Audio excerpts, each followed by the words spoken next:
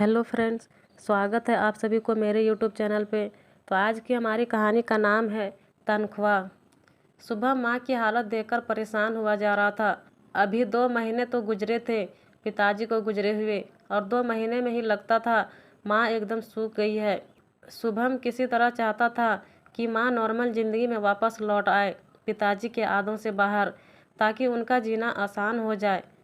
जाने वाले चले जाते हैं, लेकिन उनके साथ इस तरह जुड़े रहना जीना मुश्किल कर देता है। अतः उन आदों से बाहर ही आना बेहतर होता है।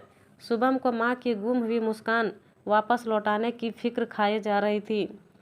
सुबह शायद माँ को कोई काम था, अतः उसने शुभम से 300 रुपये मांगे। शुभम ने बिना सवाल किए तुरंत निकाल कर दे दिए, लेकिन पता नहीं क्यों उसे देना अच्छा नहीं लग रहा था। जब तक पिताजी थे तब तक सारे खर्च माँ करती थी। कभी उन्हें शुभम से मांगने की ज़रूरत नहीं पड़ी, और शुभम नहीं चाहता था कि माँ उसके आगे हाथ फैलाए। पिताजी प्राइवेट जॉब में थे, अतः जो कमाया वह घर बनाने में और सारे शुभम के ऊपर ही खर्च कर दिए थे। इसके लिए शुभम ने अपने मन में निश्चय किया कि इस महीने से जब भी सैलरी मिलेगी माँ के हाथों में दे दूँगा। माँ सारे घर के खर्चों को चलाएगी और माँ को मांगना भी नहीं पड़ेगा। और उसने ऐसा ही किया। 1-2 महीने तक सब ठीक चल रहा था, लेकिन उसकी पत्नी रेणुका को अपनी सास के आगे बार बार हाथ फैलाना अच्छा नहीं लग रहा था। अतः वह गाहे बगाहे इस बात की शुभम से शिकायत करती। रेणुका शायद शुभम की मनोदशा को समझना ही नहीं चाहती थी, इसलिए शुभम उसे समझा नहीं पा रहा था। आखिर एक दिन बात इतनी बढ़ गई।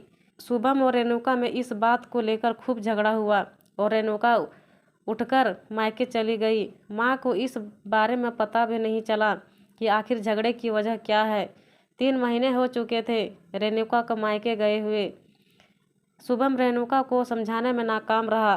फिर उसने अपने साले किशोर को एक दिन फ़ोन किया और सारी बात बताई। किशोर ने अपने जीजा शुभम को आश्वासन दिया कि बहुत जल्द आपकी समस्या का सॉलिड समाधान निकाल दूंगा। मायके में एक सुबह रेणुका सोकर उठी तो भाई किशोर माँ के बीच में बहस चल रही थी। माँ किशोर, क्या मैंने तुम्हें इसी दिन के लिए पाल पोस कर बड़ा किया कि आज 100 रुपये के लिए बहू के आगे गिड़गिड़ाना पड़ रहा है? क्या तुम मेरी इतनी छोटी ज़रूरतें भी नहीं पूरी कर सकते?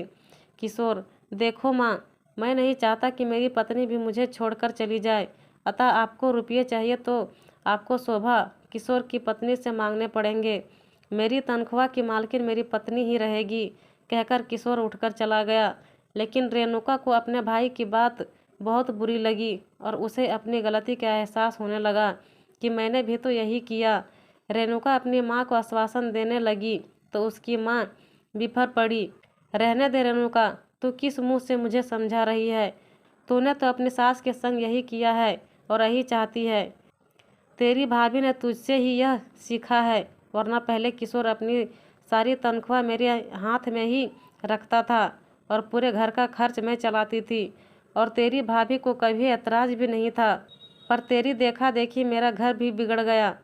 रेणुका रुआसी होकर अपने कमरे की तरफ चल गई और कमरे में जाकर सबसे पहले शुभम को फ़ोन किया। शुभम ने फ़ोन उठाने पर रेणुका बोली, सुनिए, आप यहाँ पर आ जाइए, मैं घर जाना चाहती हूँ। अब मुझे कोई तनख्वाह नहीं चाहिए। इधर दरवाजे के बाहर किशोर, शोभा और किशोर की माँ तीनों एक दूसरे को मुस्कुराकर प्रसन्न नज़रों से देख रहे थे। आखिर किशोर का आइडिया काम कर गया।